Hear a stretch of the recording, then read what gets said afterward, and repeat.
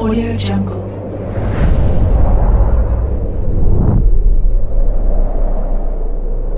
Yo, balik lagi bersama Mimin di Manhwa TV. Kali ini kita akan lanjutkan pembahasan dari cerita Contracted Al-Ancient Divine Weapon. Sebelum lanjut, Mimin ucapkan terima kasih kepada Daka dan Vivi yang telah mentraktir Mimin. Semoga rezekinya semakin lancar, amin. BTW, nyari episode sebelumnya Mimin tempel di deskripsi beserta dengan playlistnya. Dan jangan lupa untuk join saluran WA untuk info terupdate dari Mimin. Linknya ada di deskripsi. Tanpa berlama-lama, yuk kita masuk ke alur ceritanya.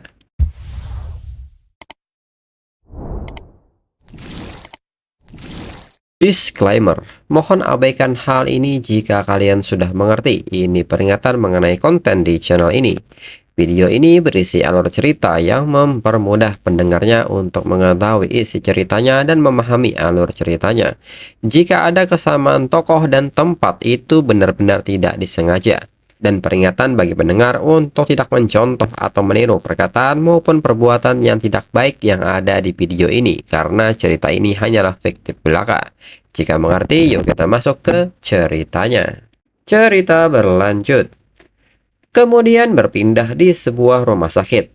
Hanzan pun seketika tersadar dari tempat tidurnya dan berteriak meminta gurunya untuk berhati-hati. Dan di saat itu, si Yayoi pun sangat senang karena akhirnya Hanzan bangun. Hanzan sendiri pun bingung di mana dirinya sekarang dan bagaimana dirinya bisa ada di sini. Si Yayoi pun mengatakan bahwa saat ini Hanzan sedang berada di rumah sakit. Setelah Hanzan pingsan, guru mulai membasmi cacing parasit. Tetapi karena mereka tidak dapat menemukan ratu cacing saat itu, mereka tidak dapat menghilangkannya secara keseluruhan. Jadi Hanzan dibawa ke sini untuk pemulihan. Lalu Hanzan pun bertanya mengenai kondisi Yifan, apakah dia baik-baik saja. Si Yayoi dengan ekspresi sedihnya menyebut bahwa Yifan saat ini berada di ruang ICU. Ketika meteor itu akhirnya turun, Yifan sekuat tenaga untuk menahannya. Tulang dan meridiannya hancur total. Jika bukan karena bakat immortality-nya, Yifan mungkin sudah mati. Meskipun Yifan belum mati, lukanya cukup parah. Namun bakat immortality milik Yifan secara perlahan memperbaiki kerusakannya. Lalu tak lama berselang, seorang perawat masuk dan bertanya, apakah mereka rekan dari Yifan? Apakah mereka pernah melihatnya? Hanzan pun seketika bertanya apa yang terjadi kepada Yifan. Perawat pun menyebut bahwa Yifan menghilang. Hanzan pun seketika kaget mendengar hal ini. Lalu si Yayoi pun mengingatnya sekarang. Guru menyuruh mereka untuk melacak sendiri cacing parasit tersebut.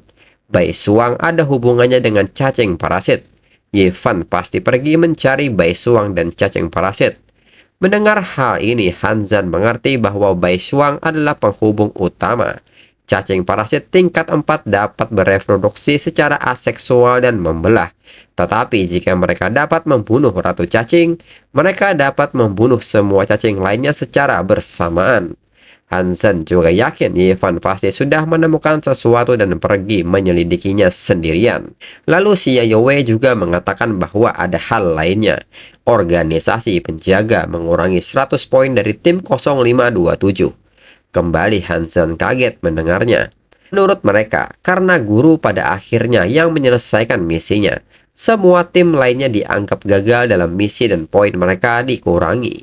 Hanzan pun menyebut tim mereka bertempur di garis depan dan organisasi melakukan tipu muslihat jahat ini di belakang mereka.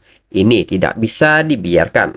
Si Yayoi juga mengatakan bahwa mereka tidak hanya mengurangi tim 0527, tetapi mereka juga mengambil mayat Wanderer itu tanpa meninggalkan apapun. Semua material dipindahkan kembali ke gudang organisasi penjaga. Mendengar hal ini, Hanzan pun bertanya apakah guru mengatakan sesuatu tentang hal ini. Si Yayoi menyebut bahwa guru bilang ini masalah antara mereka dan penjaga Deep Blue City, dan tidak ada orang lain yang mau ikut campur. Hanzan pun tersenyum mendengarnya, karena tak ada orang lain yang akan ikut campur. Dengan ini Hanzan yakin guru dengan jelas mengisyaratkan bahwa dia mendukung mereka. Segera Hanzan mengajak si Yayoi untuk pergi. Si Yayowei mengatakan bahwa luka Hanzan baru sembuh. Mau kemanakah mereka pergi? Hanzan pun mengatakan bahwa mereka akan pergi untuk mengambil kembali milik mereka. Kemudian berpindah ke markas penjaga Deep Blue City. Beberapa tim saat ini sedang berkumpul di sana, dan mereka menyebut bahwa Kapten Zhao sangat bermurah hati kali ini, membagi material drug tingkat 4 kepada semua tim begitu saja, dan mereka merasa bahwa itu semua karena mereka melakukan pekerjaan dengan baik. Dan di saat yang sama Hanzan dan Xiaoyue pun sampai, serta Hanzan pun meminta Zhao Hu untuk keluar sekarang juga dengan nada yang keras. Lalu seseorang bertanya kepada Hanzan, mengapa Hanzan ada di sini? Tidak bisakah Hanzan memberitahu mereka sebelumnya? Hanzan pun tidak ingin meladeni orang ini dan meminta kepadanya untuk memberitahu Zhao Hu untuk keluar. Orang itu pun tertawa dan menyebut Hanzan nampak agak agresif hari ini, dan meminta Hanzan untuk memperhatikan kata-katanya. Ini bukan tempat bagi Hanzan untuk menimbulkan masalah, dan seketika pria itu maju untuk menyerang Hanzan. Namun tanpa basa-basi Hanzan memukul orang ini hingga membuat orang itu terhempas ke bawah. Hanzan pun bertanya, pernahkah ada yang bilang kepadanya kalau senyumnya benar-benar membuat orang ingin memukulnya? Orang-orang yang menyaksikan ini pun kaget. Hanya perlu satu gerakan dan dia sudah terjepit di sana. Ini sungguh brutal. Seseorang pun menyebut bahwa dirinya sudah merekamnya. Dirinya akan mengirimkannya nanti dan membiarkan mereka melihat bagaimana Hanzan tidak mengikuti aturan. Dan kembali orang itu bangkit dan menggunakan senjatanya serta menyerang Hanzan. Hanzan pun dengan cepat mencengkram tangan orang itu dan membantingnya berulang kali. Hanzan menekankan bahwa dia mendatanginya lagi. Itu sama dengan mendekati kematian. Lalu Zhao Hu pun datang dan meminta Hanzan untuk menghentikannya. Hanzan pun menyebut bahwa akhirnya Zhao Hu memutuskan untuk menunjukkan dirinya. Zhao Hu pun segera menanyakan apa yang sebenarnya Hanzan inginkan. Hanzan pun menyebut bahwa dirinya ingin Zhao Hu meminta maaf kepada dirinya dan timnya. Zhao Hu pun tertawa dan menyebut itu hanya angan-angan dari Hanzan belaka. Lalu Zhao Hu pun bertanya kepada Xiao Zhang apakah Xiao Zhang mengirimkan rekaman videonya ke kantor pusat. Xiao Zhang pun mengiyakan hal itu. Video itu sudah dikirim ke wakil kepala Su Mingxuan dan Departemen Pengawas. Zhao Hu pun menyebut Hanzan sudah selesai. Ketika kantor pusat melihat video Hanzan memukul orang, mereka pasti akan menghukum Hanzan dengan berat. Mendengar hal ini, si Yayowei pun menyebut bahwa dirinya sedikit takut. Namun Hanzan meminta si Yayowei untuk tidak khawatir.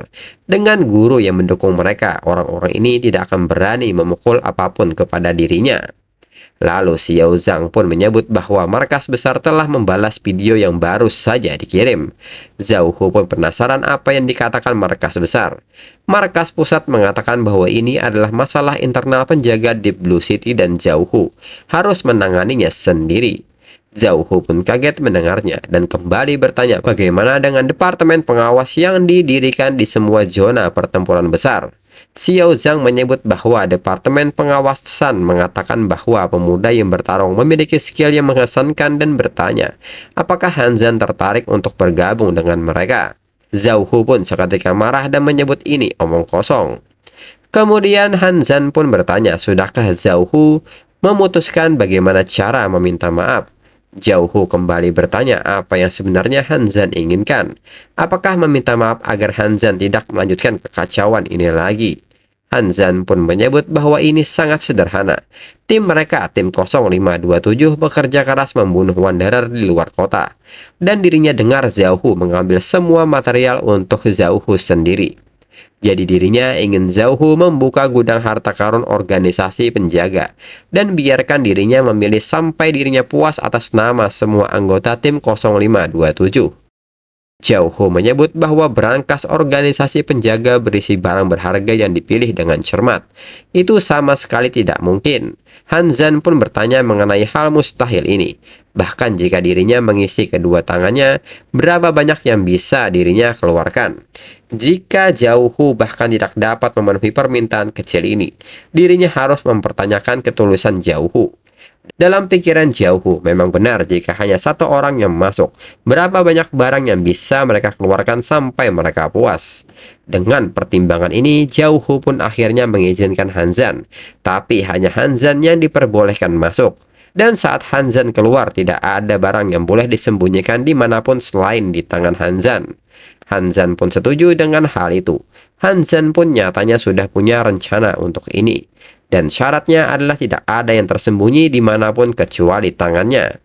Kemudian Zhao pun kini membuka gudang harta karun organisasi penjaga kota. Xiao Zhang pun mengatakan bahwa Hanzan sudah berada di dalam sekarang dan bertanya kepada Zhao, apakah ini tidak masalah? Zhao menyebut bahwa ada puluhan ribu item di gudang harta karun ini. Beberapa di antaranya bahkan dirinya tidak dapat mengenalinya. Dan Hanzan hanyalah lulusan baru dari Akademi EV. Jadi Hanzan pasti akan bingung. Dengan kata lain, meskipun Hanzan bisa mengenali semua jenis harta karun, berapa banyak yang bisa Hanzan ambil hanya dengan kedua tangannya? Xiao Zhang pun mengerti dan apa yang Zhao Hu katakan itu masuk akal. Di sisi lain, Hanzan yang sudah berada di dalam mengeluarkan buku penilaian harta karun. Hanzan pun agak takjub karena ada banyak sekali barang yang ada di rumah harta karun ini. Untungnya, Hanzan membawakan catatan yang diberikan oleh kakak keduanya. Jika tidak, dirinya tidak akan mengenali semua harta karun ini. Bahkan di sini ada anggota badan semua kerangka tingkat ketiga, serta sayap kupu-kupu hantu tingkat kelima. Selain itu juga ada bunga musim dingin, linden dan semi-dorman. Lalu di saat itu, perhatian Hanzan tertuju kepada sebuah cangkang. Hanzan pun bertanya-tanya apakah itu cangkang kepiting diming tingkat ke-6. Menggunakannya sebagai bahan utama, seseorang dapat membuat satu set perlengkapan pertahanan. Hanzan pun menyebut bahwa semua ini adalah hal yang bagus. Hingga pada akhirnya Hanzan memutuskan untuk mengambil semuanya dan memasukkannya ke ruang penyimpanan di cincinnya. Lalu 1 jam kemudian, Zhao pun nampak gelisah karena Hanzan di dalam sudah 1 jam namun masih belum keluar. Namun tak berselang lama, Hanzan pun seketika keluar dari gudang dan menyebut bahwa semua orang nampaknya sudah menunggu cukup lama.